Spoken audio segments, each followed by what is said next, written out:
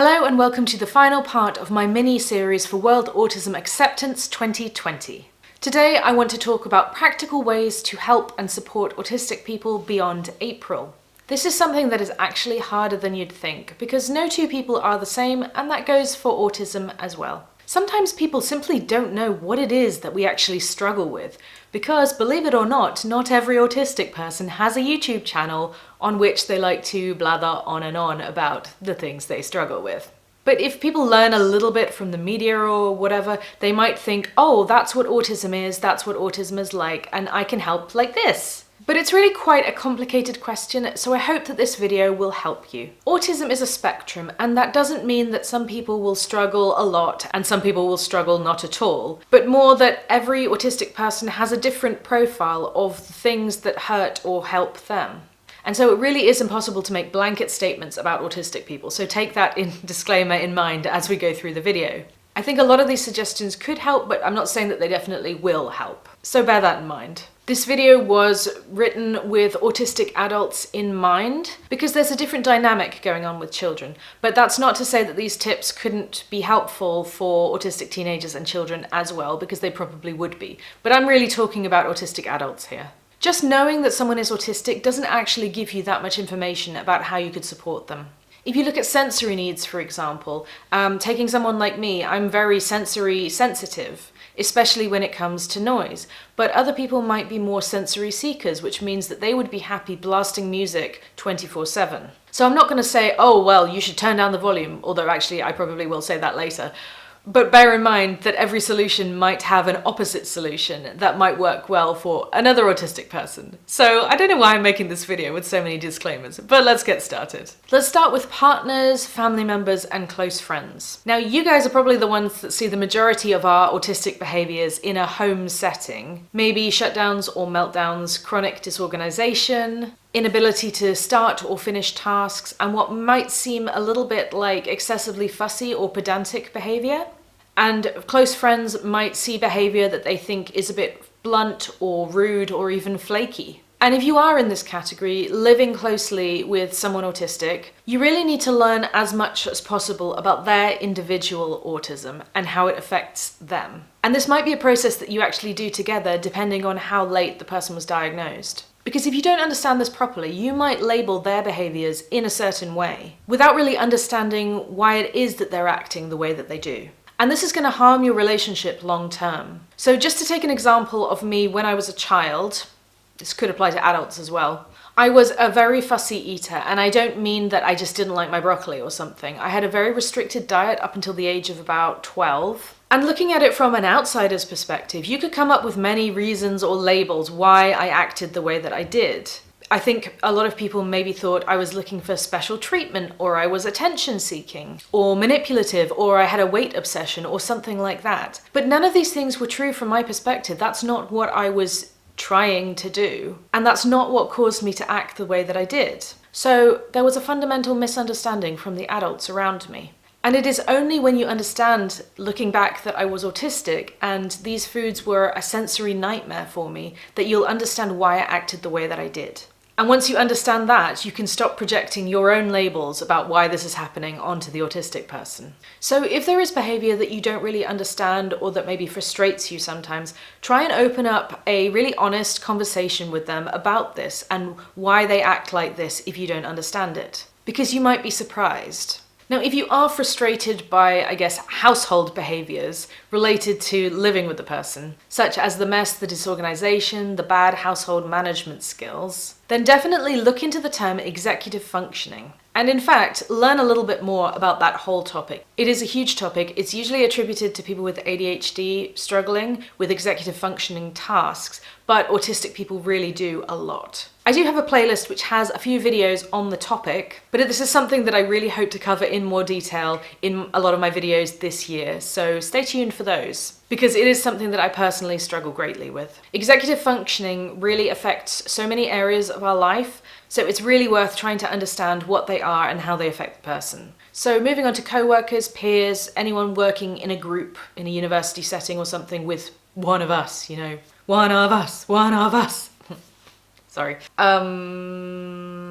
It can be very hard for us to contribute in group settings, take part in phone calls or video calls and so on. Groups can be very stressful for us because there's a whole different dynamic going on from a one-on-one conversation. There's a lot to concentrate on, there might be an overstimulating sensory environment, and also trying to keep track of everybody's facial expressions, moods, tone of voice, and the social dynamics between all the different people. It's a lot. If you know that this person struggles to contribute in a group setting, there might be a few reasons why. They might have trouble knowing when to interject in a conversation or when it's their turn to speak. Being put on the spot might cause them anxiety, especially if they haven't had a chance to process the question or the information yet. Some of us really like to take our time thinking over things, and if you ask us a question and try and rush us into an answer, it can be really stressful. Depending on the person, there could be a variety of things that you can do to make that space for them and allow them to contribute in your group. But you should probably ask them before you do these things if that's something that would help them, because otherwise it could come across a little bit patronizing and assuming that you know what's best for them. So please ask. And open and honest communication is always better for autistic people. So remember that this isn't about trying to get us to come out of our shells. A lot of people in my life have thought that because I've been quiet in situations, it's because I'm shy. And so they try and sort of scoop me out of my shell and force me to contribute. That doesn't always go very well. Autism is not shyness. But you know, some people might benefit from being explicitly told when it's their turn to speak or having space made for them to do so.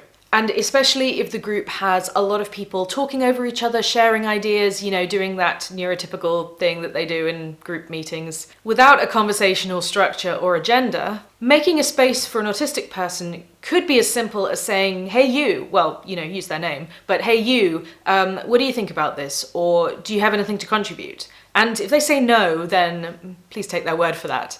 But that might be something that some autistic people might like, that you've given them an opportunity to speak. But try to do it in a way that's not putting people on the spot, and obviously ask them beforehand. Because some people might just fundamentally hate talking in front of a group and prefer to put their ideas down on paper or an email, or go away and have time to think about it. So giving people that time to mull things over and get back to you later without making decisions based on the people there, the loud people there who have already contributed their ideas, would be a really good way to include autistic people in the discussion.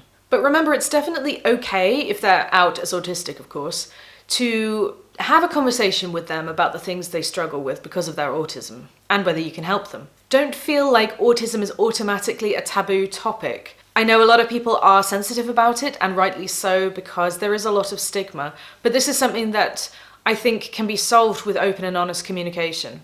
And initiating conversations with the true intent to learn and help someone can only be better for autism acceptance, because you get to learn about individual autistic people, and that's not something that I can tell you all about, because I tell you about my own perspective and my own experience.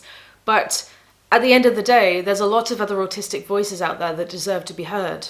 And now moving on to people who are leaders. If you are a boss or in charge of managing like classrooms or offices or shops, or you have some sort of position of authority where you get to make decisions, I think that you have a greater responsibility to educate yourself about neurodiversity, because chances are you will come across many, many autistic and neurodivergent people in your career.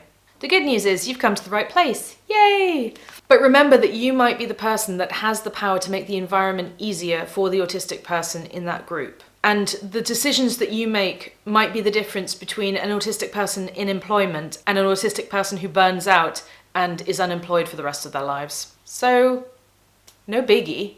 But of course, the problem that you have is that every autistic person that you come across in your career will be different. So I understand that it will be hard for you, especially if you get mixed messages from organisations in the media, you know, light it up blue, no, don't. But seriously, don't light it up blue.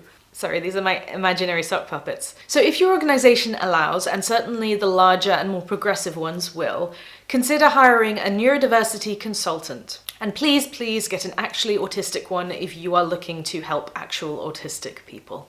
A person like this will allow you to examine your environment, whether it's your physical work environment or your kind of like business culture, and see what changes you could make for greater accessibility. And this will probably end up being beneficial for all disabled people, actually. So someone who you think might just help you with autistic people, 1 to 3% of the population, might end up being helpful for actually up to 20% of the population. And if hiring a neurodiversity consultant is not within your reach, have a look at the different areas that you do have control over and see what changes that you might consider making. Give people the opportunity, privately, please privately, if not anonymously, to put forward changes that you could make to your surroundings related to the sensory environment. You'd be surprised at what bothers people. Often the changes needed won't be what you think they are, and so that's impossible to actually anticipate. But there are some common things that you could look at which will probably benefit autistic people, probably. And this is not just for an office environment, this could be for a customer-facing environment such as a shop as well. I would really recommend assessing the lighting. Lighting often affects a broad range of people anyway, so for example those with epilepsy or migraine sufferers. So this could be a very important one for your business and for your customers,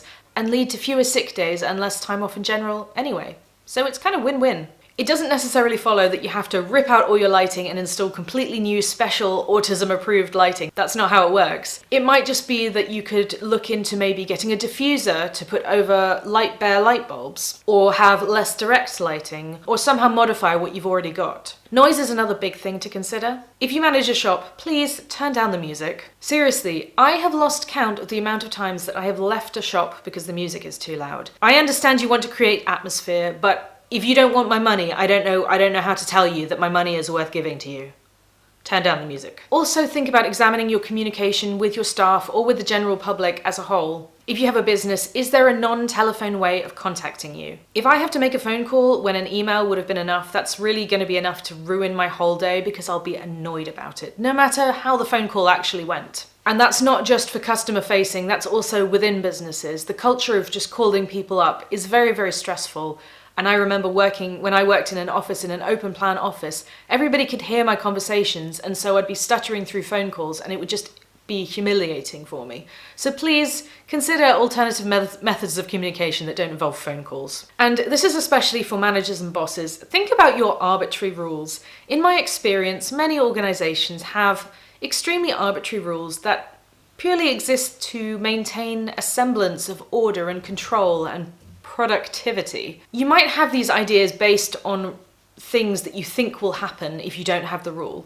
Like, I don't know, no wearing headphones at your desk, or you don't let people work from home, or you have obligatory team building exercises. But these can be downright damaging to us. Trying to work in noisy environments can be impossible for us, and having to be in the office working 5 days a week can really drain our energy and lead to burnout. So it makes sense to take care of your staff, period. Because autistic people can provide so much value to you if you give us a chance. The last thing I want to say to everyone is to amplify autistic voices. Lift them up online, whether that's sharing this video, following autistic advocates on Twitter and retweeting them, and generally finding ways for us to be heard more by wider society. Because our voices have historically been squashed, and we're worth listening to, especially when it comes to decisions that affect us. If you want to learn more about autism and autistic people, follow the hashtags #ActuallyAutistic and AllAutistics for more diverse autistic representation.